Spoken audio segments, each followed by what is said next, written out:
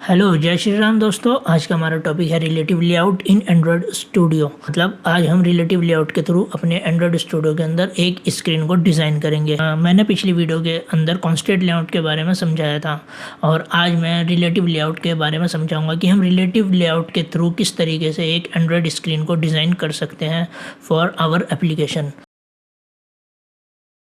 तो सबसे पहले हम एंड्रॉयड स्टूडियो के ऊपर जाएंगे।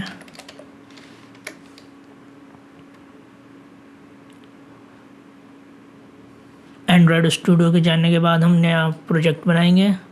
तो फाइल पे जाने के बाद हम न्यू पे जाएंगे। न्यू पे जाने के बाद हम न्यू प्रोजेक्ट पे जाएंगे।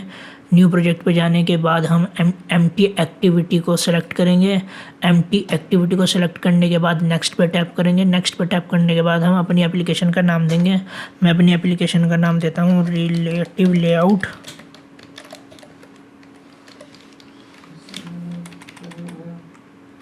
ठीक है, रिलेटिव लेआउट को हम अपनी एप्लीकेशन का नाम देने के बाद फिनिश पर टैप करेंगे। फिनिश पर टैप करने के बाद प्रोजेक्ट बिल्ड हो रहा है। प्रोजेक्ट को बिल्ड होने के बाद हम एक्टिविटी मेन में जाएंगे। एक्टिविटी मेन में जाने के बाद हम राइट टॉप पे स्प्लिट पे टैप करेंगे। स्प्लिट पे टैप करने के बाद हम कंस्ट्रेंट लेआउट, ये जो कंस्ट्रेंट लेआउट इसका इनबिल्ड होता है, हम इसको रिमूव करेंगे।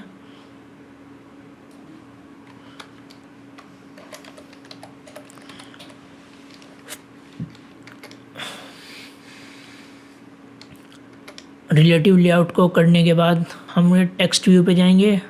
इसको रिमूव कर देंगे। हम शुरू से शुरू करेंगे। इसको रिमूव करने के बाद हम सबसे पहले लेते हैं इमेज व्यू।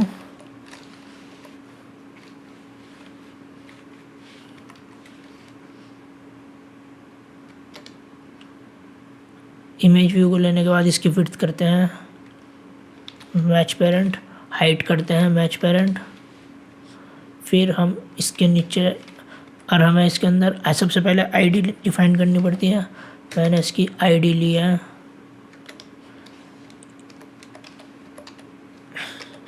मैंने इसकी आईडी का नाम दिया है इमेज व्यू। ठीक है, अब इसके बाद हम इसको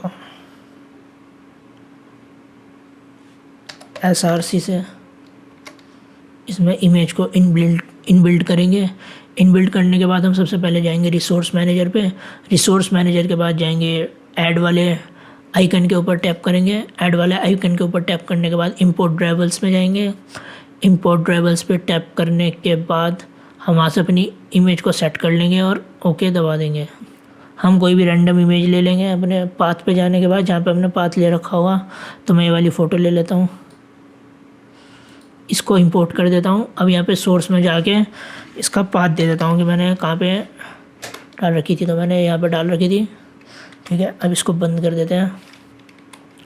अब इसको डिज़ाइन करने के लिए मैं इसको थोड़ा सा मार्जिन दे देता हूँ। मार्जिन 5 dp और इसको पैडिंग दे देता हूँ 5 dp और मैं इसकी हाइट को रैप कंटेंट कर देता हूँ क्योंकि मैच पेरेंट में ज़्यादा बड़ी दिख रही है। ठीक है, रैप कंटेंट करने के बाद अब मैं इमेज व्यू के नीचे लेता हूँ एक टेक्स्ट व्यू।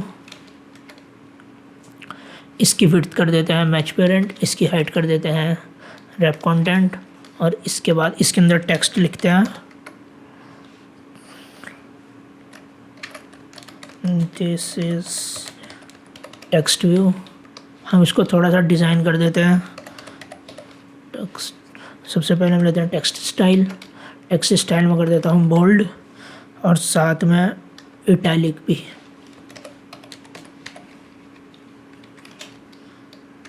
मैं कर देता हूँ इसके बाद टेक्स्ट साइज़ 18 SP। मैं इसको कलर दे देता हूँ टेक्स्ट कलर। मैं इसको कलर दे देता हूँ ब्लैक। फिर उसके बाद इसको आईडी दे देते हैं। इसको आईडी दे देते हैं।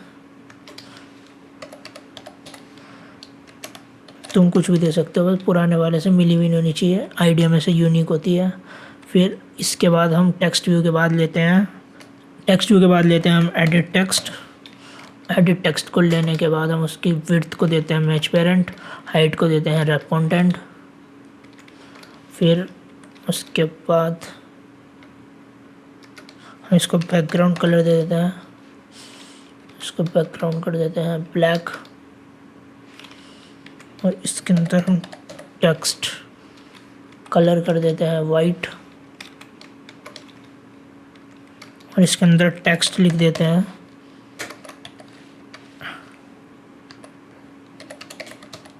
एंटर योर नेम, और इसको सेंटर कर देते हैं इसकी ग्रेविटी, और इसको पैडिंग दे देते हैं 5 dp, इसको टेक्स्ट साइज दे देते हैं इसको 16 sp,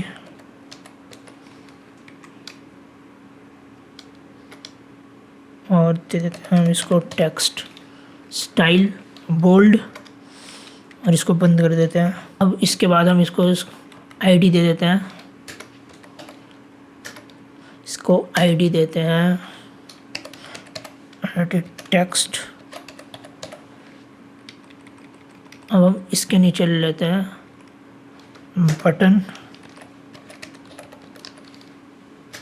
बटन की हम विड्थ कर देते हैं मैच पेरेंट, नहीं इसकी विड्थ कर देते हैं रैप कंटेंट, और हाइट भी कर देते हैं रैप कंटेंट।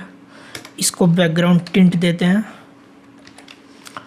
बैकग्राउंड टिंट कर देते हैं हम इसका ब्लैक,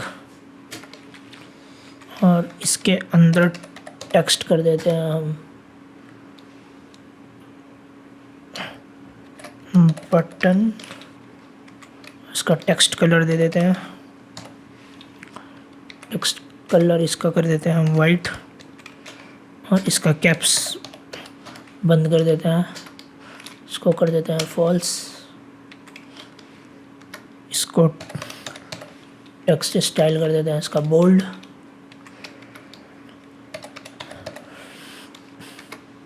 टेक्स्ट साइज दे देते हैं हम इसको 16 sp,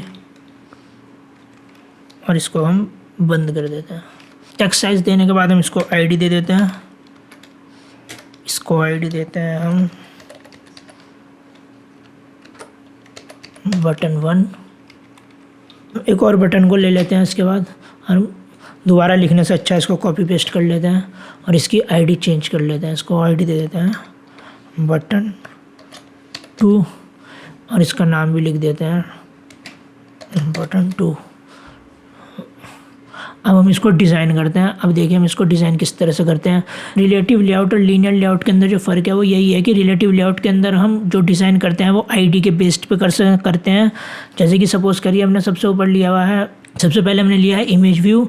इमेज व्यू की जो आईडी है हम उसके हिसाब से टेक्स्ट व्यू को सेट कर सकते हैं। अगर हमको इमेज व्यू को सेट करना है टॉप पे तो हम इमेज व्यू को टॉप पर सेट कर देंगे। अब हम इसको एडिट करते हैं। तो हम सबसे पहले क्या करेंगे, हम इमेज व्यू को एडिट करेंगे। हमको इमेज व्यू के नीचे टेक्स्ट व्यू चाहिए तो हम लिखेंगे, हमको इमेज व्यू के नीचे टेक्स्ट व्यू चाहिए तो सबसे पहले हम इमेज को सेंटर में कर लेते हैं। हम इसको सेंटर में करने के लिए करेंगे लेआउट सेंटर हॉरिजॉन्टल और हम इसको कर देंगे ट्रू। तो ये बीच में आ चुकी है सेंटर में। अब हमको टेक्स्ट व्यू चाहिए इमेज व्यू के नीचे, तो हम यहाँ पे लिखेंगे, तो हम लिखेंगे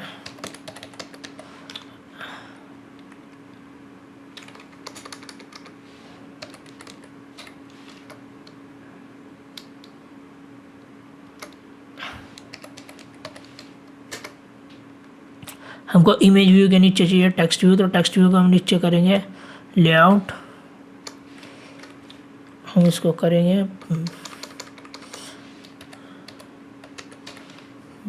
बिलो।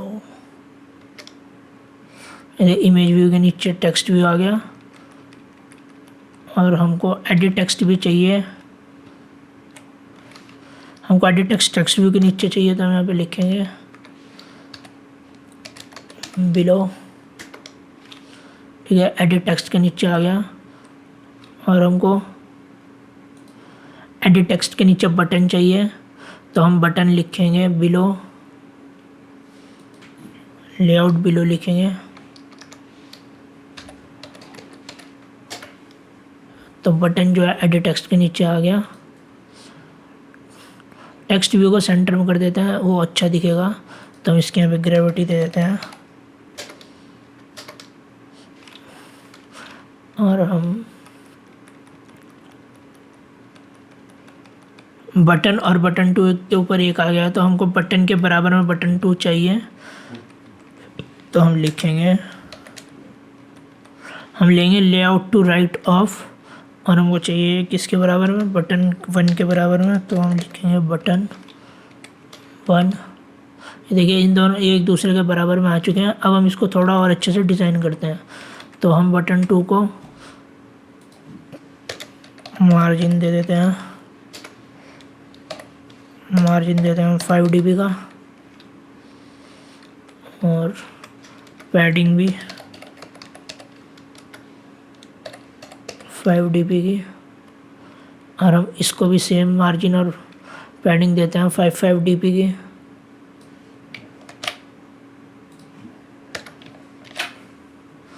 ठीक है, और अब हम इसको,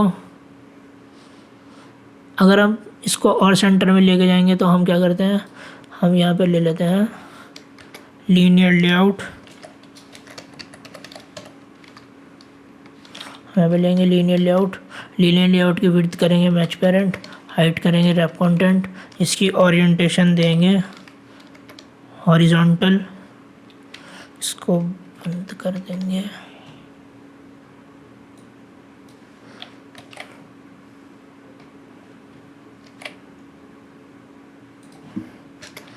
यहाँ पे पेस्ट कर देंगे।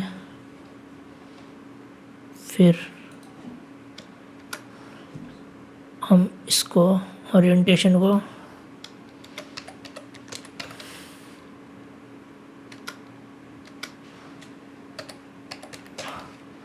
एडिट टेक्स्ट के नीचे कर दें, ग्रेविटी सेंटर कर देते हैं। ये देखिए बीच में आ गया बटन 1 और बटन 2, और इसकी जो ये है इसको हटा देते हैं, इसको यहाँ से हटा देते हैं। और अब हम इसको टेस्ट करके देखते हैं।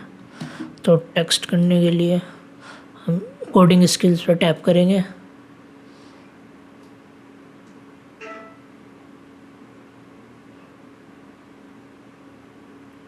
ग्रेडल बिल्ड रनिंग हो रहा है।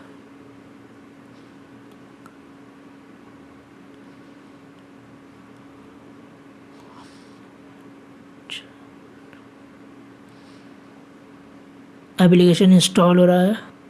ये देखिए ये डिज़ाइन होने के बाद कुछ इस तरीके से दिखेगा। और ये देखिए इसके अंदर रिलेटिव लेआउट और लीनियर लेआउट के अंदर फ़र्क ये होता है कि रिलेटिव लेआउट को हम आईडी के थ्रू डिज़ाइन करते हैं और लीनियर लेआउट को हम ओरिएंटेशन के थ्रू जो है सेट करते हैं। तो लीनियर लेआउट इजीली, मेरे हिसाब से लीनियर लेआउट इजीली डिज़ाइन हो जाती है और रिलेटिव लेआउट हार्डली डिज़ाइन होती है। तो इसीलिए मैक्सिमम टाइम लीनियर लेआउट का यूज़ किया जाता है। और कंस्ट्रेंट लेआउट भी थोड़ी सी हार्ड होती है क्योंकि उसके अंदर कंस्ट्रेंट को सेट करना पड़ता है एक के साथ एक, और वो कभी कभी गलत हो जाती है और टाइम कंज्यूमिंग है। और रिलेटिव लेआउट भी थोड़ी टाइम कंज्यूमिंग है। अगर आपको जल्दी जल्दी काम करना है तो आप लीनियर लेआउट को भी इस्तेमाल कर सकते हैं। तो रिलेटिव लेआउट को हम आईडी के थ्रू सेट करेंगे और लीनियर लेआउट को हम ओरिएंटेशन के थ्रू सेट करेंगे। तो आज की वीडियो के अंदर हमने रिलेटिव लेआउट के बारे में पढ़ा। अगली वीडियो हम ग्रिड लेआउट के बारे में पढ़ेंगे। जय हिंद दोस्तों।